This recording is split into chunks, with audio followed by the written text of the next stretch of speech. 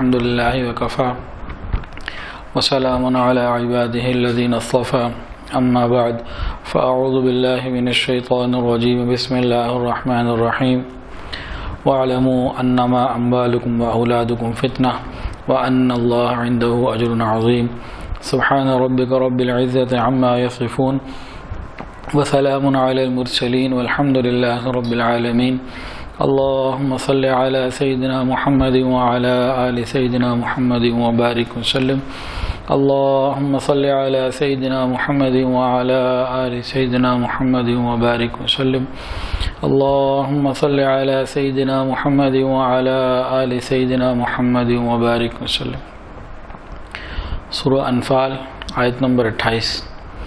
اللہ فرماتے ہیں وَاعْلَمُوا أَنَّمَا أَمْوَالُكُمْ وَأَوْلَادُكُمْ فِتْنَةٌ، جان لو، آگاہ رہو کہ بے شک تمہارے مال اور تمہاری اولادیں تمہارے لیے فتنہ ہیں۔ مال اور اولاد کو فتنہ بتایا گیا۔ وَأَنَّ اللَّهَ عِنْدَهُ أَجْرٌ عَظِيمٌ، اور بلا شبہ اللہ تعالیٰ کے پاس تمہارے لیے بہت بڑا اجر عظیم ہے۔ ایک میاں بیوی تھے، تو خاوند اپنے بچوں کو فتنہ کہتا تھا، کہتے فتنہ ہے۔ بیوی لڑتی تھی کہ اولاد ہے اس کو فتنہ کیوں کہتے ہو؟ کہا قرآن کے اندر آئے وَعْلَمُوا أَنَّمَا أَمْوَالُكُمْ وَأَوْلَادُكُمْ فِتْنَةٌ، اللہ نے ان کو فتنہ کہا تو میں بھی فتنہ کہہ دوں تو کیا ہو گیا؟ فتنہ ہی ہے۔ اب دونوں میاں بیوی میں اس بات پہ لڑائی رہتی۔ اللہ کی شان، دونوں حضرت جی سے بیعت تھے۔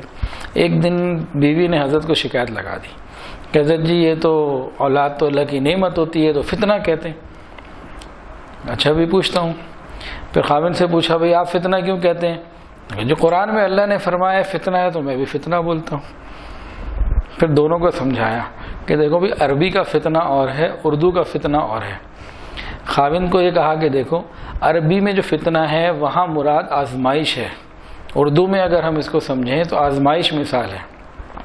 تو آپ عربی والا فتنہ، آپ لفظ فتنہ نہ بولیں، آپ نے اگر بولنا ہی ہے تو آپ آزمائش کہہ دیں۔ تو بیوی کی بھی بات سمجھ میں آ گئی کہ ہاں بات ٹھیک ہے، یہ فتنہ نہ کہیں آزمائش تک سمجھیں تو پھر ٹھیک ہے۔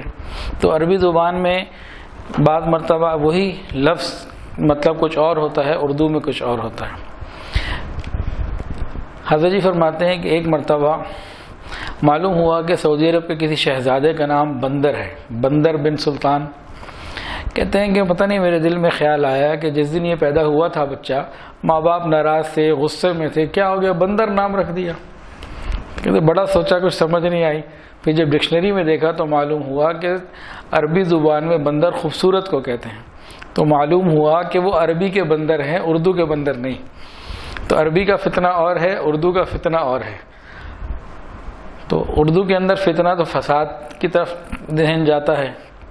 بہرحال یہ تو ایک مذاقی بات تھی، لیکن اللہ جو فرماتے ہیں وَاعْلَمُوا أَنَّمَا أَمْوَالُكُمْ وَأَوْلَادُكُمْ فِتْنَةٌ، تمہارا مال اور تمہارے لیے اولاد تمہارے لیے آزمائش ہے، قدم قدم کے اوپر آزمائش ہے۔ اچھا، اس میں اولاد کو بھی آزمائش کہا، لیکن مال کو اولاد سے پہلے ذکر فرمایا، أَمْوَالُكُمْ وَأَوْلَادُكُمْ، یعنی مال زیادہ بڑا فتنہ ہے۔ اور حدیث کے اندر یہ بات آتی ہے کہ بلا شبہ ہر امت کے لیے کوئی نہ کوئی فتنہ ہوتا ہے، میری امت کا فتنہ مال ہے۔ یہ مال کے پیچھے ہر چیز کو قربان کر دیتے ہیں، ادھر ادھر نکل جاتے ہیں۔ مال میں کمانے کے اندر بھی غور کرنا ہے اور خرچ کرنے کے اندر بھی غور کرنا ہے۔ حدیث کے اندر آتا ہے قیامت کے دن 5 سوال کیے جائیں گے، بنی آدم کے قدم ہل نہیں سکیں گے جب تک ان 5 سوالوں کا جواب ان سے نہ مانگا جائے، پوچھا جائے۔ وہ کون سے سوال ہیں؟ عمر کہاں لگائی، اپنی عمر کہاں لگائی، پھر جوانی کہاں لگائی، یہ الگ سے اس میں پوچھا جائے گا۔ عمر کہاں خرچ کی، جوانی کہاں خرچ کی۔ اگلا، مال کہاں سے کمایا، تیسرا۔ چوتھا سوال، مال کہاں خرچ کیا۔ پانچواں، اپنے علم کے اوپر کیا عمل کیا۔ یہ 5 سوال ہیں، یہ جواب دینے ہوں گے۔ تو شریعت نے مال کو کہاں کہاں سے کمانا ہے اس کی بھی حدود اور قیود بتائیں، طریقے بتائے، اور کہاں خرچ کرنا ہے یہ بھی بتایا۔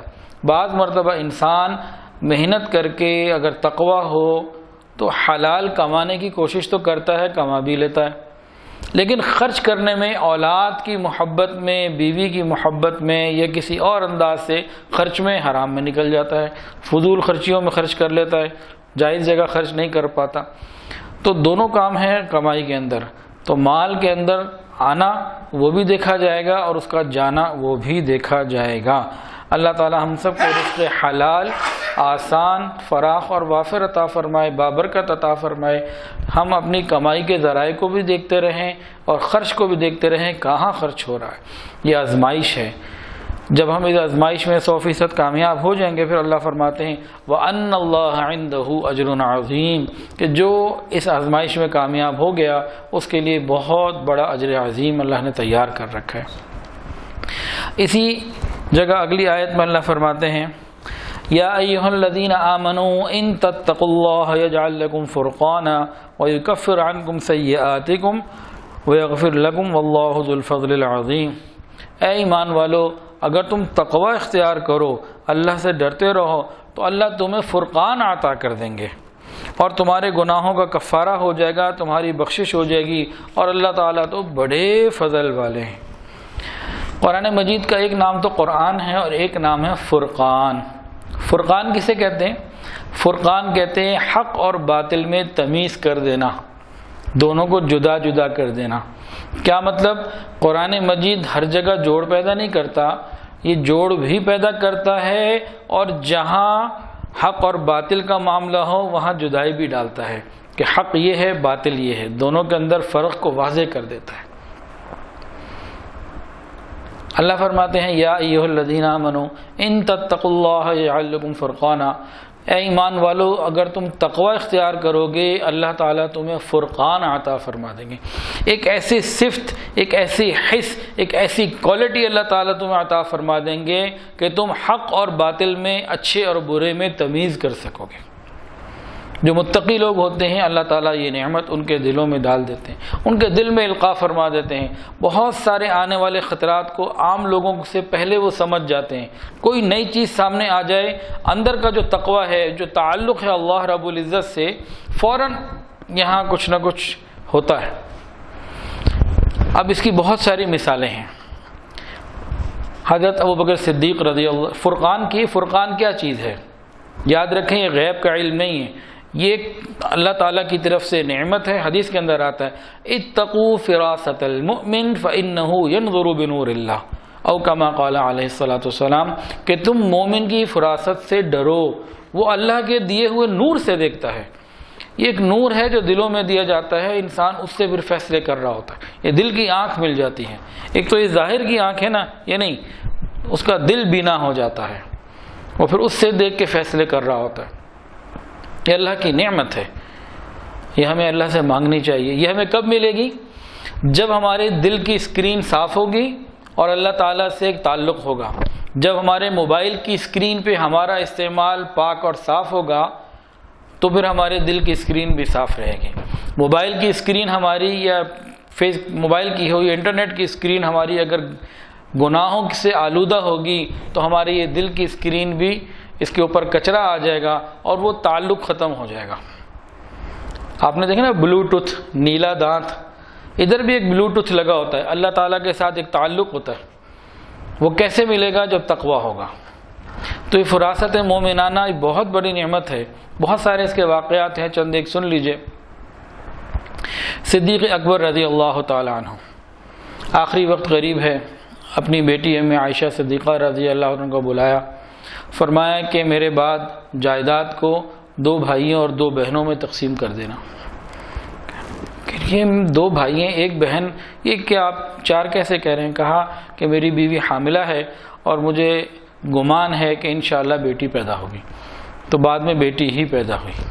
اللہ تعالیٰ ایک نعمت دے دیتے ہیں۔ یہ ایک اور واقعہ اس سے بھی زیادہ عجیب، حضرت علی رضی اللہ تعالیٰ عنہ نے ایک دن خواب دیکھا۔ خواب میں کیا دیکھا کہ حضور پاک صلی اللہ علیہ وسلم تشریف لائے، مسجد نبی شریف میں نماز پڑھا رہے ہیں۔ کہتے ہیں خواب میں نے نبی علیہ السلام کے پیچھے نماز پڑھی۔ نماز کے بعد نبی علیہ السلام سلام پھیر کے بیٹھ گئے اور مقتدیوں کی طرف رخ کر لیا۔ خواب چل رہا ہے تو اتنے میں ایک خاتون آئی اور انہیں کھجوروں سے بھرا ہوا ایک تھال دیا۔ اور نبی علیہ الصلوۃ والسلام نے اس میں سے 2 کھجوریں اٹھا کر مجھے دے دی، میں نے کھائی، مجھے بڑا مزہ آیا اور اس کے ساتھ ہی میری آنکھ کھل گئی۔ کہتے ہیں طبیعت کے اندر بڑی بشاشت، بڑا خوش کہ ایک تو نبی علیہ السلام کی زیارت ہوئی، خواب میں نبی علیہ السلام کے پیچھے نماز پڑھی، دوسرا نبی علیہ السلام کے مبارک ہاتھوں سے کھجور ملی، تو زیارت ہونا، نماز پیچھے پڑھنا، تو یہ نعمت مزہ آیا، بڑا خوش پہنچے۔ کہتے ہیں جب میں پہنچا ہوں تو فاروق اعظم رضی اللہ عنہ کا دور تھا، وہ امیر المومنین تھے، انہوں نے فجر کی نماز شروع کی، پہلی رکعت میں وہی سورت تلاوت کی جو خواب میں نبی علیہ السلام نے پہلی رکعت میں پڑھی، دوسری رکعت میں وہی تلاوت کی جو نبی علیہ السلام نے خواب میں دوسری رکعت میں پڑھی۔ میں حیران ہوتا جا رہا ہوں کہ خواب کیسا سچا ہوتا چلا جا رہا ہے۔ کہتے ہیں اس کے بعد جو ہے سلام پھر کے وہ مقتدیوں کی طرف رخ کر کے بیٹھ گئے۔ ابھی بیٹھے بیٹھے کہ ایک عورت آئی، کھجوروں کا تھال لے کر آئی، تھال پیش کر دیا۔ اب انہوں نے مجھے، امیر المومنین عمر فاروق رضی اللہ تعالیٰ عنہ نے 2 کھجوریں نکال کے مجھے دے دیں، میں نے کھائی، مجھے بڑا اچھا لگا، میں نے کہا اور دے دیجئے۔ اب امیر المومنین نے فرمایا کہ علی بھائی اگر نبی علیہ السلام نے 2 سے زیادہ ہوتی تو میں بھی زیادہ دے دیتا۔ یہ ایک عجیب تعلق ہوتا ہے، اللہ تعالیٰ عطا فرما دیتے ہیں، لیکن یہ تقویٰ پہ ملتا ہے، جیسی زندگی ہم گزارتے ہیں اس پہ نہیں ملتا۔ عثمان غنی رضی اللہ تعالیٰ عنہ بیٹھے ہوئے تھے، یا کوئی مجلس تھی، تو ایک نوجوان یا کوئی شخص آیا، وہ کہیں باہر نامحرم کو دیکھتا ہوا آیا تھا، نگاہوں کی حفاظت نہیں کی تھی، وہ آ کے بیٹھ گیا۔ تو انہوں نے کہا کہ لوگوں کو کیا ہو گیا کہ ہماری مجالس میں بے محابت چلے آتے ہیں جبکہ ان کی نگاہوں سے زنا ٹپک رہا ہوتا ہے۔ وہ کہنے لگا کیا وہی آنا بند نہیں ہوئی؟ وہ شخص یہ سوچنے لگا یہ وہی نہیں ہوتی، یہ فراست ہوتی ہے، یہ اللہ سے مانگنی چاہیے۔ تقوی والوں کو اللہ عطا فرماتے ہیں۔ ہم بعض مرتبہ کوئی فیصلہ نہیں کر پاتے، اللہ والوں سے جو ہم مشورہ لے لیتے ہیں، ان کے مشوروں کے اندر یہ اللہ کے نور سے دیکھنے والی جب صفت شامل ہو جاتی ہے، ہمارے بہت سارے کام آسان ہو جاتے ہیں، رہنمائی مل جاتی ہے۔ جنید بغدادی رحمۃ اللہ علیہ، ان کے پاس ایک نوجوان آیا، بہت خوبصورت لباس پہن کے، پگڑی عمامہ جیسے، خوب بڑا ہی پاکیزہ اور بہترین نوجوان ہو، متقی۔ لوگوں نے بڑا اس کو اس سے امپریس ہوئے کہ یار کیا مطلب پرسنالٹی ہے، اور بڑا اچھا اس کو محسوس کیا کہ جی بہت بڑا دیندار نوجوان آ گیا، متقی۔ وہ آگے بیٹھا اور کہنے لگا حضرت میں آپ سے ایک بات پوچھنا چاہتا ہوں۔ پوچھو۔ کہ یہ جو نبی علیہ السلام نے فرمایا اتقوا فراست المؤمن فإنه ينظر بنور اللہ، کہ مومن کی فراست سے ڈرو، بچو کہ وہ اللہ کے دیے ہوئے نور سے دیکھتا ہے، اس کا کیا مطلب ہے؟ انہوں نے کہا اس کا مطلب یہ ہے کہ او عیسائی کے بیٹے تو کلمہ پڑھ کے مسلمان ہو جا۔ وہی پانی ہو گیا، وہ تو بڑے زبردست مسلمان کے روپ میں آیا تھا، پھر بعد میں کہنے لگا آیا میں اس لیے تھا کہ آپ سے سوال پوچھوں گا، آپ مجھے جواب دے دیں گے، میں کہوں گا میں عیسائی آپ کے سامنے بیٹھا ہوں، آپ کے اندر یہ نور نہیں، آپ ویسے مسلمانوں کے شیخ بنے پھرتے ہیں۔ اللہ تعالیٰ یہ نعمت عطا فرماتے ہیں، یہ نعمت ہمیں مانگنی چاہیے، یہ ہے نعمت۔ تاہم یہ غیب کا علم نہیں ہے۔ دیکھیں ایک آدمی پولیس میں جاب کرتا ہے، اس قسم کے اداروں میں، فوج میں، پولیس میں جاب کرتا ہے، جب کافی وقت گزر جاتا ہے، اس کو تجربہ ہو جاتا ہے، وہ صرف بندوں کو گزرتے ہوئے دیکھتے ہی پتہ لگ جاتا ہے کون چور ہے کہ کون نہیں۔ بہت زیادہ کیا ہوتا ہے، دیکھنے سے نہیں پتہ لگ رہا، 1-2 بول سے پتہ لگ جاتا ہے۔ ہم لوگ دکان پہ بیٹھے ہوتے ہیں، کسٹمر آتا ہے تو ذرا سی بات چیت ہوتی ہے، معلوم ہو جاتا ہے اس نے لینا یا نہیں لینا، یا خالی ٹائم پاس کرنے آیا۔ تو یہ غیب کا علم نہیں، یہ تجربہ ہوتا ہے۔ تو دنیا میں لوگوں کو اس طرح کے تجربے ہو جاتے ہیں اپنی اپنی فیلڈ سے متعلق، لیکن اللہ والوں کو، متقی لوگوں کو اللہ تعالیٰ اپنی ذات کے ساتھ ایک ایسا رابطہ عطا فرما دیتے ہیں کہ یہ اللہ کے دیے ہوئے نور سے دیکھ رہے ہوتے ہیں۔ یہ بہت بڑی نعمت ہے۔ اللہ فرماتے ہیں ایمان والو اگر تم تقوی اختیار کرو گے، اللہ تمہیں فیصلے والی چیز عطا فرما دے گا، تمہارے گناہوں کو بھی معاف کر دے گا، تمہاری بخشش بھی کر دے گا۔ تو فرقان سے مراد ایک تو یہ ہے کہ حق اور باطل کے درمیان فرق کر دینے والی چیز، دوسرا یہ ہے کہ اللہ اگر تم تقوی اختیار کرو گے اللہ تمہیں غلبہ عطا فرما دیں گے، تمہارے دین کی اور تمہاری عزت اور شہرت ہوگی، کافروں کو اللہ مغلوب کر دیں گے۔ اللہ تعالیٰ اپنی رحمت سے ہمیں یہ نعمت عطا فرمائے اور ہماری مغفرت فرمائے۔ باتیں تو بہت ہیں، اس میں وقت تھوڑا ہوتا ہے، تو اس میں آگے سورہ انفال اور سورہ توبہ میں غزوہ بدر کا ذکر ہے، غزوہ حنین کا ذکر ہے، غزوہ تبوک کا ذکر ہے کہ کیسے اللہ رب العزت نے مسلمانوں کی مدد فرمائی اور ایمان والوں نے جہاد کیا اور اللہ تعالیٰ نے ان کو عزتیں عطا فرمائی۔ تاہم غزوہ تبوک کے موقع پہ ایک واقعہ پیش آیا جس کو سنانا آج ضروری سمجھا۔ اللہ فرماتے ہیں لقد تاب اللہ علی النبی والمہاجرین والانصار الذین اتبعوا فی ساعۃ العسرہ من بعد ما کاد یزیغ قلوب فریق منہم ثم تاب علیہم انہ بہم رؤوف الرحیم۔ بلا شبہ اللہ نے نبی پر اور مہاجرین پر اور انصار پر مہربانی فرمائی جنہوں نے اس بات تنگی کے وقت کے بعد نبی کا ساتھ دیا جبکہ ان کے اندر تزلزل بھی کچھ پیدا ہونے چلا تھا۔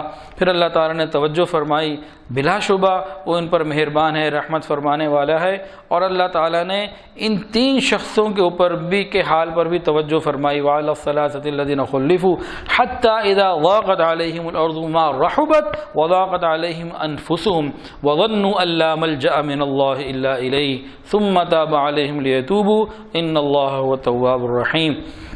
یہاں تک کہ اللہ نے ان 3 شخصوں کے حال پر بھی توجہ فرمائی جن کا معاملہ ملتوی چھوڑ دیا گیا تھا جبکہ ان کے اوپر زمین اپنی فراخی کے باوجود تنگ ہو گئی تھی اور خود وہ اپنی جانوں سے بھی تنگ آ گئے تھے، اور انہیں یقین کر لیا تھا کہ اللہ سے بچ کر کہیں پناہ نہیں مل سکتی سوائے اس کے کہ اللہ ہی کی طرف رجوع کیا جائے۔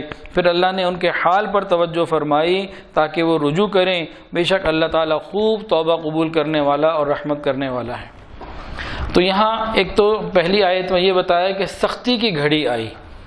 حضرت عمر سے پوچھا گیا اس سختی کی گھڑی سے کیا مراد تھی جس کا قرآن میں ذکر، تو انہوں نے کہا کہ ہم نبی علیہ السلام کے ساتھ تبوک کے سفر میں تھے، سخت گرمی کا زمانہ تھا، ایک جگہ رکے تو ہمیں سخت پیاس لگی، پیاس کا عالم یہ تھا کہ لگتا تھا گردنیں ٹوٹ جائیں گی۔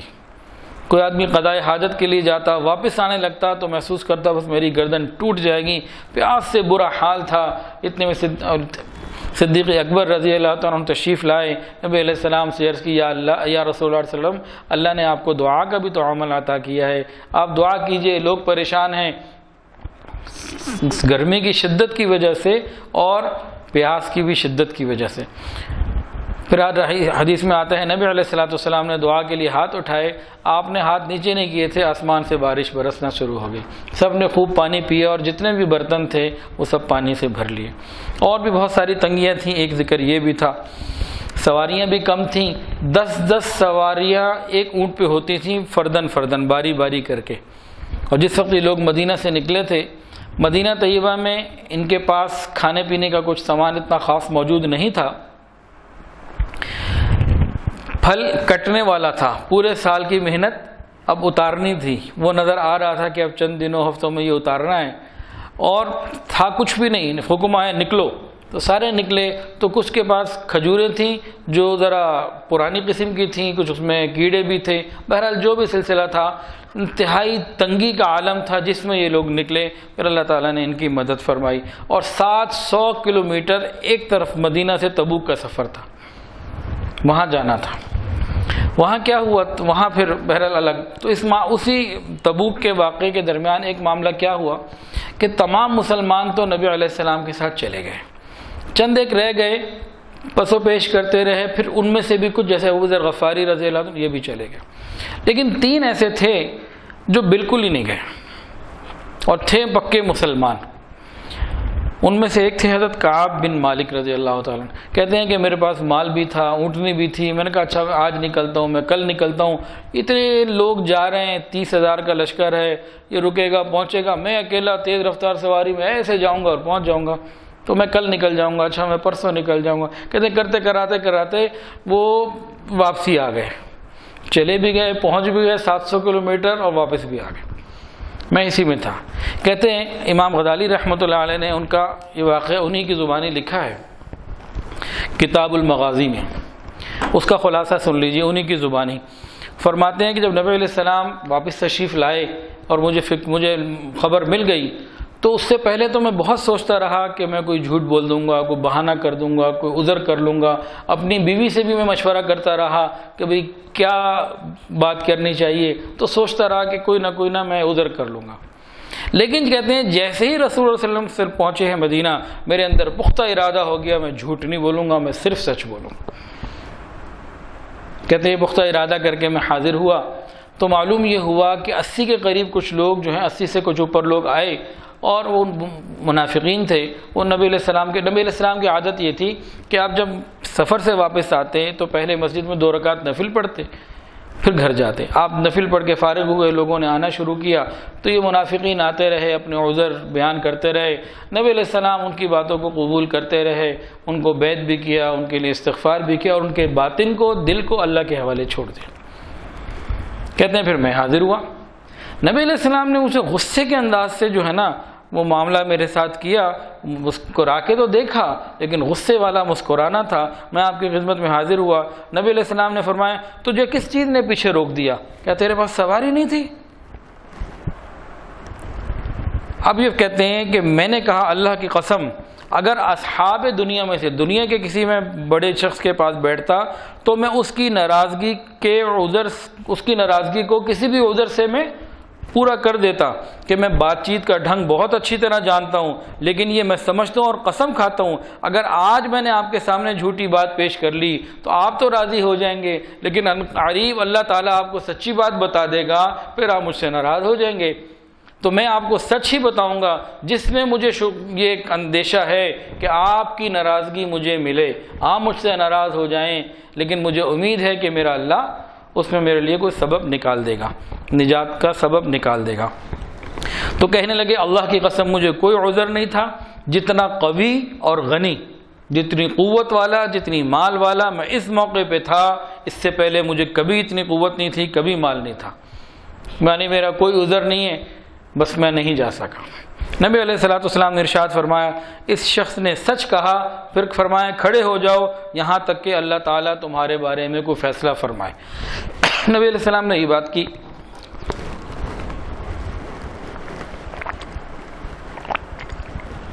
حضرت کعب فرماتے ہیں کہ میں یہاں سے باہر نکلا تو قبیلہ بنی سلمہ کے لوگ میرے پاس آئے، کہنے لگے یہ تم نے کیا کیا؟ کوئی عذر کر دیتے، اتنے لوگ آئے اور ہمارے نزدیک تم نے تو کبھی کوئی ایسی نافرمانی کبھی کی نہیں، تو یہاں تمہیں عذر کرنا چاہیے تھا۔ کہتے ہیں کہ مجھے انہوں نے اتنا کہا کہ تمہیں جھوٹ، عذر، بہانہ کرنا چاہیے تھا۔ میرے دل میں آنے لگا اچھا میں واپس جا کے پھر کوئی بہانہ اب کر لوں، پہلے نہیں کہ اب کر لوں۔ لیکن پھر میں نے پوچھا کیا کوئی اور بھی ہے جس نے میرے جیسا عمل کیا؟ کہا 2 اور بھی تھے۔ کبھی وہ کون؟ کہا مرارہ بن ربیع اور ہلال بن امیہ۔ کہا اچھا یہ دونوں بھی صالحین ہیں اور میں بھی انہی کے ساتھ ہوں، اور جو پھر اللہ ان کے ساتھ کرے گا وہ اللہ میرے ساتھ بھی ہو جائے گا۔ حضرت کعب مزید فرماتے ہیں کہ نبی علیہ الصلوۃ والسلام نے تمام مسلمانوں کو منع کر دیا ان سے بات چیت نہیں کرنی، ان سے سلام دعا بھی نہیں کرنی، ان کو جواب بھی نہیں دینا، ان سے بالکل رابطہ نہیں رکھنا۔ کہتے ہیں کہ ہم مدینہ کی زمین میں رہتے ہوئے زمین اپنی وسعتوں کے باوجود ہمارے اوپر تنگ ہو گئی۔ کہتے ہیں میرے دونوں جو ساتھی تھے وہ تو گھروں تک محدود ہو کے رہ گئے، لیکن میں بازاروں میں بھی جاتا، میں لوگوں کے درمیان بھی جاتا، میں حضور پاک صلی اللہ علیہ وسلم کی مسجد میں بھی آتا، نمازیں بھی برابر پڑھتا رہا، کوشش کر کے نبی علیہ الصلوۃ والسلام کے قریب کھڑا ہوتا اور میں آپ کو سلام بھی کرتا، اور میں نوٹ کرتا جواب میں آپ کے ہونٹ ہلتے ہیں مبارک یا نہیں ہلتے، اور میں نبی علیہ السلام کو دیکھتا رہتا۔ تو میں یہ محسوس کرتا کہ جب میں نماز میں ہوتا ہوں تو نبی علیہ السلام مجھے دیکھ لیتے ہیں، اور جب میں نبی علیہ السلام کو دیکھ رہا ہوتا ہوں تو نبی علیہ السلام اعراض فرماتے مجھے نہیں دیکھتے۔ کہتے ہیں زمین اپنی وسعتوں کے باوجود میرے اوپر تنگ ہو گئی تھی۔ اسی درمیان میرے ساتھ ایک اور واقعہ پیش آیا کہ میرے چچا زاد بھائی ابو قتادہ جن سے مجھے بہت زیادہ محبت تھی، اوروں کی نسبت زیادہ میں ان سے محبت کرتا تھا، میں ان کے باغ میں گیا، میں نے ان کو کہا السلام علیکم، انہوں نے جواب نہیں دیا۔ میں نے کہا میں ابو قتادہ تمہیں اللہ کی قسم دیتا ہوں کیا تمہیں نہیں معلوم میں اللہ اور اس کے رسول سے محبت کرتا ہوں؟ وہ خاموش رہے۔ کہتے ہیں میں نے پھر تیسری مرتبہ اپنی قسم دلوائی، اپنی بات کہی، لیکن انہوں نے جواب نہیں دیا، اتنا کہہ دیا اللہ و رسولہ اعلم۔ کہتے ہیں مجھے تو اتنی تکلیف ہوئی کہ میں کچھ سمجھ میں نہیں آتا تھا میں کیا کروں، یہ باتیں ان کی سن کر میری آنکھوں سے آنسو جاری ہو گئے۔ کہتے ہیں اسی درمیان ایک واقعہ اور پیش آیا کہ میں بازار میں سے گزر رہا تھا تو کچھ تاجر لوگ آئے ہوئے تھے، قبیلہ بنو غسان ایک عیسائیوں کا قبیلہ تھا، وہاں سے کچھ تاجر لوگ آئے ہوئے تھے۔ انہوں نے لوگوں سے کہا کعب بن مالک کہاں ہیں؟ تو لوگوں نے اشارہ کر دیا، تو وہ میرے پاس آیا اور مجھے بنو غسان بادشاہ کے بنو غسان کا جو بادشاہ تھا اس کا خط دیا، اس میں لکھا ہوا تھا کہ تمہارے صاحب نے تمہاری قدر نہیں کی، تم ہمارے پاس آؤ، ہم تمہاری قدردانی کریں گے، تم تو صاحب قدر لوگ ہو مجھ سے ہو۔ کہتے ہیں کہ اچھا، کفر کو اب میرے اوپر یہ طمع ہونے لگی کہ میں آقا کو اور ایمان کو اور اسلام کو چھوڑ کر کافروں کی گود میں چلا جاؤں، سیاسی پناہ حاصل کر لوں۔ کہتے ہیں مجھے اور غم ہوا، مجھے تکلیف ہوئی، میں نے کیا کیا، اس خط کو تندور میں لے جا کے ڈال دیا، آگ میں جلا دیا۔ کہتے ہیں زندگی تنگ ہوتی گئی، اور پھر کچھ دنوں کے بعد یہ بھی حکم آ گیا کہ جو بیویاں ہیں وہ بھی ان سے رابطہ نہ کریں، اور معاملہ ہو گیا۔ تو ان میں سے ایک صاحب کی بیوی تو نبی علیہ السلام کے پاس گئیں اور کہنے لگیں ہلال بن امیہ کی بیوی کہ بوڑھے ہیں، خدمت کے محتاج ہیں، آپ مجھے خدمت کی اجازت دے دیں۔ تو نبی علیہ السلام نے کہا ٹھیک ہے، جو دوسری ضروریات ہیں وہ آپ پوری کرتی رہیں، لیکن مزید جو تعلق میاں بیوی والا ہے اس کو نہ اپنائیں اور خدمت جاری رکھیں۔ کہتے ہیں مجھے بھی کسی نے کہا، مجھے بھی مشورہ ملا کہ بھئی اپنی بیوی کو بھیجو، تو کہتے ہیں کہ میں نے یہ مناسب نہیں سمجھا۔ بہرحال کہتے ہیں 50 راتیں گزر گئیں۔ اس کے بعد فجر کا وقت تھا، فجر کے بعد میں اپنے گھر کی چھت پہ بیٹھا ہوا تھا، میرا وہ حال ہو چکا تھا جس کا قرآن مجید میں اللہ نے ذکر کیا کہ میں اپنی جان سے بھی تنگ تھا، زمین بھی میرے اوپر اپنی وسعتوں کے باوجود تنگ ہو گئی تھی۔ اتنی دیر میں جبل سلا، وہاں ایک پہاڑی تھی، اس کے اوپر چڑھ کر کوئی شخص بلند آواز سے پکار رہا تھا، اے کعب بن مالک خوش ہو جاؤ، اے کعب بن مالک خوش ہو جاؤ، خوش ہو جاؤ۔ یہ آواز سن کر میں سجدے میں گر پڑا اور میں نے سمجھ لیا کہ مصیبت دور ہونے کی کوئی صورت پیش آ گئی۔ اتنے میں ایک سوار بھی پہنچ پڑا۔ ہوا کیا تھا، جب نبی علیہ السلام کے اوپر قرآن مجید کی آیات نازل ہوئیں، آپ نے صحابہ کو فرمایا کہ اللہ تعالیٰ نے ان کی توبہ کو قبول فرما لیا ہے۔ صحابہ کرام دوڑے ان کو اطلاع دینے کے لیے، خوشخبری دینے کے لیے۔ ایک سوار سواری پہ دوڑا، وہ سوار پہنچنے لگا تھا تو ایک شخص نے پہاڑی پہ کھڑے ہو کے آواز دے دی، وہ پہلے پہنچ گئی۔ خوشی کا اظہار اس طریقے سے کیا، کہتے ہیں کہ اس نے آواز دینے والے نے آواز دی، بعد میں وہ پہنچ بھی گیا۔ میں نے پھر اپنے کپڑے اس کو ہدیے کے اندر دے دیے۔ پھر میں نبی علیہ السلام کی طرف چلا، لوگ مجھ سے فوج در فوج ملاقات کرتے رہے، مجھے توبہ کی قبولیت کی مبارکبادی دیتے رہے۔ میں مسجد نبی شریف میں حاضر ہوا، آپ کے چاروں طرف صحابہ موجود تھے، میری طرف طلحہ بن عبید اللہ دوڑتے ہوئے آئے، یہاں تک کہ مجھ سے ملے، مصافحہ کیا، مجھے مبارکباد دی۔ میں ان کی اس ملاقات کو اور اس مبارک کو کبھی نہیں بھول سکتا۔ پھر میں نے نبی علیہ السلام کو سلام کیا، حاضر ہوا، آپ کا چہرہ انور خوشی سے چمک رہا تھا اور چاند سے زیادہ چمک رہا تھا، اور نبی علیہ السلام نے فرمایا کہ کعب، تمہاری جب سے پیدائش ہوئی ہے تمہارے اوپر آج جیسا خوشی کا دن کوئی نہیں گزرا سوائے اس دن کے جس دن تم اسلام قبول تم نے کیا تھا۔ تو صحابہ فرماتے ہیں جب نبی علیہ السلام پر خوشی کا کوئی موقع آتا تو آپ کا چہرہ انور ایسے روشن ہو جاتا جیسے چاند کا ٹکڑا ہے۔ میں حاضر ہوا، میں نے کہا یا رسول اللہ صلی اللہ علیہ وسلم، میں نے اپنی توبہ میں توجہ میں اس بات کو بھی شامل کر لیا ہے، میں اپنا سارا مال اللہ اور اس کے رسول کی رضا میں خرچ کرنا چاہتا ہوں۔ نبی علیہ السلام نے فرمایا کچھ رکھ لو، کچھ صدقہ کر دو تو یہ زیادہ بہتر ہوگا۔ کہتے ہیں اچھا پھر میں وہ حصہ روک لیتا ہوں جو مجھے خیبر کے مال غنیمت میں سے ملا تھا۔ پھر میں نے عرض کیا یا رسول اللہ، مجھے سچ ہی کے ذریعے اللہ نے نجات دی، اور میں نے اپنی توبہ میں اس بات کو شامل کر لیا ہے جب تک میں زندہ رہوں گا سچ بولتا رہوں گا۔ پھر فرماتے ہیں جب سے میں نے سچ بولنے کا ارادہ کیا، جتنا سچائی کے بارے میں مجھے اللہ نے آزمایا اتنا شاید روئے زمین کے اوپر کسی کو نہ آزمایا ہو۔ ان کے اوپر آزمائش آئی اور انہوں نے استقامت دکھائی۔ اب اس کے اندر کچھ باتیں سمجھنے کی ہیں اس واقعے کے اندر۔ ایک بات تو یہ ہے کہ مومن بندوں پر کوئی بھی حال پیش آئے یہ جھوٹ سے کام نہ لیں، سچائی کا عمل رکھیں۔ سچ میں نجات ہے اور جھوٹ میں ہلاکت ہے۔ انہوں نے نبی علیہ السلام سے سچ بولا۔ ہمیں چاہیے ہم اپنے علماء سے، اپنے مشائخ سے، اپنے اساتذہ سے، اپنے والدین سے، اپنے بڑوں سے سچ بولیں۔ سچ بولیں گے اللہ رحمت فرما دیں گے، اگر جھوٹ بولیں گے تو کہیں نہ کہیں وہ پول کھلنا ہی ہے اور ذلت ہونی ہے، دنیا میں اگر نہ ہوئی تو آخرت میں ہو جائے گی۔ بعض مرتبہ ایک امتحان کے بعد دوسرا امتحان بھی آ جاتا ہے، جیسے ان کے اوپر ایک امتحان تو تھا کہ نبی علیہ السلام نے سب کو منع کر دیا ان سے بات چیت نہ کرو، پھر اوپر سے غیروں کی طرف سے بھی دعوت آ گئی اور ایک اپنے چچا زاد بھائی کے پاس گئے، انہوں نے بھی کوئی بات نہ کی، لیکن ان کی کتنی استقامت تھی کہ ان تمام حالات میں انہوں نے اسلام کو نہیں چھوڑا، رسول اللہ صلی اللہ علیہ وسلم کو نہیں چھوڑا، کسی چیز کو نہیں چھوڑا۔ یہ ہوتا ہے تعلق۔ ہمارا جو تعلق ہے ہمارے بڑوں سے، کیا تعلق ہے؟ تم روٹھے ہم چھوٹے، یہ کیا تعلق ہے؟ انہوں نے نہیں چھوڑا، وہ مستقل مزاجی کے ساتھ لگے رہے، مسجد میں حاضر ہوتے رہے اور سلام کرتے رہے، یہ تعلق ہونا چاہیے۔ اور یہاں سے یہ بھی معلوم ہوا کہ جب ان کو خوشخبری ملی فوری طور پر انہوں نے ہدیہ اس خوشخبری لانے والے کو دیا۔ یہ بھی سنت ہے، اگر کوئی ہمیں خوشخبری دے ہم بھی اس کو کوئی نہ کوئی ہدیہ دیں، یہ سنت عمل ہے۔ اور جب ہمیں کسی کے بارے میں خوشخبری ملے، جس طرح صحابہ نے ان کو مبارکبادیں دیں، تو مسلمانوں کو بھی ایک دوسرے کو مبارکباد دینا یہ بھی مستحب عمل ہے۔ آئندہ کے لیے گناہ نہ کرنا، یہ انہوں نے ارادہ کیا، اور اس کے ساتھ یہ کہا کہ اچھا میں مال بھی خرچ کرتا ہوں، میرا ارادہ اور مضبوط ہو جائے۔ تو علماء نے فرمایا کہ جب انسان نیکی کرنے کا ارادہ کرے اور گناہ سے توبہ کا پکا ارادہ کرے، ساتھ ساتھ کوئی دوسرا عمل بھی شامل کر لے، صلاۃ و توبہ کا شامل کر لے، صدقے کا شامل کر لے، روزہ رکھ لے، تاکہ اس کے لیے اور زیادہ آسانیاں ہوتی چلی جائیں۔ اور یہ بھی اس کے اندر ایک بات ہے کہ جو شخص جس قدر اہتمام کے ساتھ گناہ سے بچنے کا ارادہ کرتا ہے، اللہ تعالیٰ اس کو اس لائن میں آزماتے بھی ضرور ہیں۔ جیسے کہ انہوں نے خود فرمایا کہ میں نے کہا تھا میں آئندہ ہمیشہ سچ بولوں گا، تو اس معاملے میں میرے اوپر بڑے بڑے امتحانات آئے۔